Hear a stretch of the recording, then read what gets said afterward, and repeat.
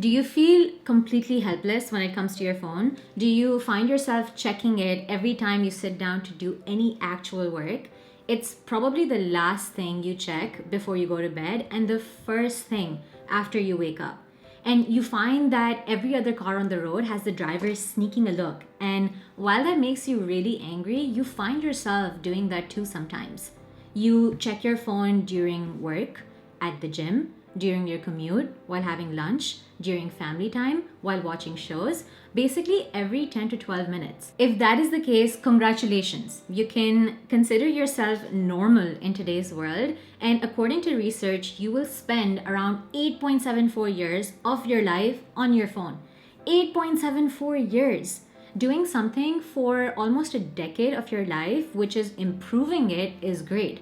But spending that time on your phone and constantly checking it can have several negative impacts on various areas of your life.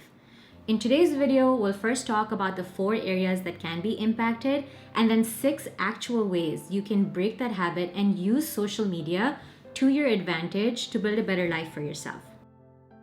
Frequently using your phone trains your brain to expect short bursts of information and constant stimulation, which reduces your ability to concentrate on tasks for extended periods. The dopamine release associated with social media and notifications can create addictive patterns that are similar to other addictive behaviors.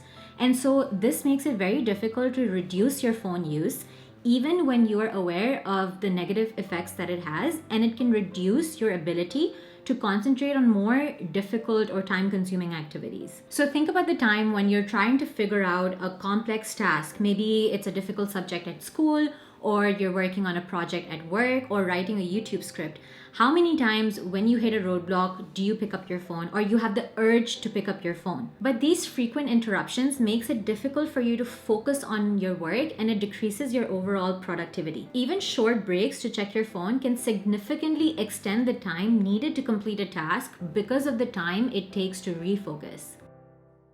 Constant connectivity and the pressure to respond quickly to messages and notifications can lead to heightened levels of stress and anxiety. You also start comparing yourself to other people, which leads to no good, but it's hard to not do that when you're getting that information all the time. When you are anxious, being with friends can help alleviate that anxiety. However, excessively using your phone, especially being on social media all the time, can reduce the face-to-face interactions. So you start feeling more lonely and you're socially isolated. And this is strange because you know what everyone else is doing, but you're still less connected than before. Even when you are with people, you might be on your phone the whole time, which takes your focus away from the present moment and reduces your engagement with real life experiences. When I was, I think, 15 or 16, I went to this 20-day camp in Pennsylvania, and the first thing they did was take away our phones. And the first day was a little weird because what are you supposed to do without your phone, right? But then we started talking to each other and we made some really good friends. I remember every single thing that I did at that camp, and I loved every moment of it. And I think part of the reason, or the main reason, was that our phones were away for 20 days. We got it for 1 day to speak with our parents, but other than that, we had no connection to the outside world, and we were only at camp, and it was the best 20 days I've had in my life. Another issue with using your phone a lot is the blue light emitted by your phone screens can disrupt your circadian rhythm, which is the natural biological clock that regulates your sleep-wake cycles. And it also interferes with the production of melatonin, which is a hormone that regulates your sleep. So as a result, it takes longer for you to fall asleep. It reduces the sleep quality, and then it leads to chronic sleep deprivation. Now, if you're consistently sleeping poorly, it's going to start affecting other areas of your life, such as your focus, your physical health, and your mood. And this is because insufficient sleep disrupts the balance of the neurotransmitters in your brain, which makes it difficult to regulate your emotions. So you should make it a practice to keep your phone aside an hour before you go to bed. And remember that this is an addiction, so it might be difficult at first, but you will instantly see a change in how you feel the next morning. Another area that is affected is your posture. If you're always using your phone, you'll find yourself slouching, and there's a term called tech neck, which basically refers to always staring down at your smartphone. and this can place significant stress on your neck and your spine. Usually when we're using our phone, we're on it for hours and we forget to move. And the increased sedentary behavior can lead to a range of issues such as obesity, cardiovascular disease. I was listening to the Huberman Lab podcast with Dr. Gabrielle, and she actually called being sedentary a disease in itself. I'll add a link to the podcast in the description box below with the timestamp for this particular topic, but I would highly recommend listening to the entire podcast episode. It's amazing. So now that we have established why you need to stop using your phone so much, especially social media, let's talk about the actual ways you can use to break that behavior. The smartphone, the internet, social media are beautiful inventions. They have made it possible for people to access the world, build businesses, teach skills, learn things, travel the world without ever leaving their house, dare to have big dreams because now they know what all is possible, connect with family and friends. I don't think I ever would have been able to move across the globe for my studies if I did not have an option to connect with my family. That just would not have happened. Using our phones and social media in moderation in the right way for the right thing is our responsibility. And switching the narrative from how bad social media is to how we can use it to improve our lives, I think is important and possible. Breaking your phone addiction will be a journey, and you can start that journey by understanding that what you see on social media is not real. So for example, when I used to scroll, I used to see all my friends going on vacations, doing really cool things, and I started having FOMO. When I messaged them and I asked them how that trip actually was, turns out didn't have a great time, only took photos that would look good on social media, and my FOMO just vanished because I understood that what I'm seeing and everything that I am comparing myself to is not actually real. So if you want to start your journey of breaking your phone addiction, it's important to understand that what you see may not be real. The next thing you want to do is delete all social media apps from your phone for only 1 week. The reason I'm suggesting 1 week is because it goes by really fast and you'll know how strong your addiction is based on how you feel in that 1 week period. It's also going to give you enough data to understand whether you actually need social media for something or you're just using it as a distraction mechanism.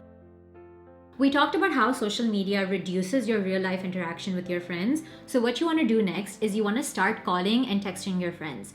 You will feel more connected to them and you will actually know what's going on in their lives.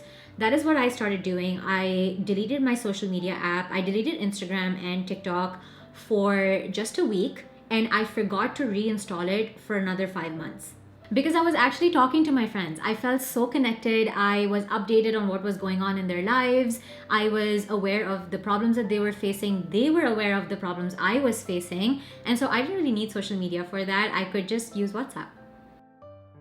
The kind of content you consume can change your mindset about your life, what you want from it, and it brings you awareness of what other people are doing that you find cool.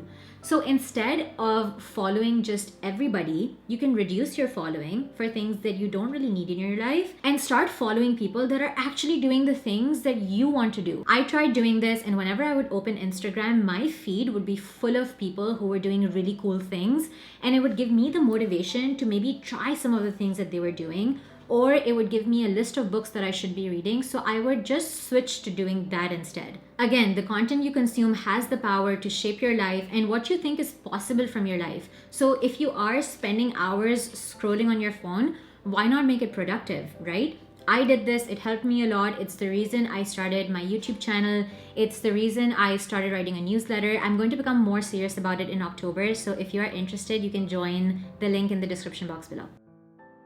The next thing you want to do is set time limits to the apps that you find yourself most addicted to. You can always choose to ignore that time limit. It's only a barrier that you set for yourself, and it's very easy to get over that barrier. But if you find yourself choosing to ignore that limit, ask yourself why you set it in the first place. If you always ignore the time limit, it's just going to become second nature, and it won't really matter if you have set a limit or not. If you are still watching this video, you are clearly someone who is struggling with this problem. So remember that no one is forcing you to do this. You are setting a barrier for yourself. So it's important that you stay true to it. The last trick is to start a project. A lot of people say that it's very easy to stop using the apps, but it's very hard to find a replacement. If you start a project for yourself, you will find that replacement that you can spend time on instead of scrolling on your phone. So, for example, if you start a newsletter or if you start a YouTube channel, instead of spending 2 hours on your phone, you can just spend a few minutes even writing a script or just doing something related to your channel, related to your project, and that will go a long way in helping you break your social media addiction. I was watching Ali Abdal's channel and he was talking about a book called Storyworthy. I have yet to read it, but one of the ideas that I got from it was even if you have 10 to 15 minutes, you can just write a few lines and the few lines become a script or become a book or become a newsletter. So I find that really helpful. This helps you in two ways. One, you get busy doing something else, and two, you're more aware when you're wasting time. When you are wasting your time, you will get a certain feeling about it. For example, if you're binge watching shows that you did not want to do in the first place, you will be thinking about the time that you can spend on your project instead. But when you're out with your friends or you're watching a movie that you wanted to watch for a very long time, or you're watching a show that you want to watch and you're only watching one episode, you're not going to feel bad about that. So you will be more aware of what makes you feel good versus not. And when you have that replacement, you will go towards it instead of just spending hours on your phone doing nothing. After a few months, when you have been successful in breaking your phone addiction, you will be surprised by how much time you have and surprised by the different ideas that you get. And when you get those ideas, you will need a system that you can store those ideas and do something about it. I've made a video about creating a second brain, which I think you will enjoy if you enjoyed this video. You can watch this video right here. Thank you for spending your precious time with me, and I'll see you next time. Bye.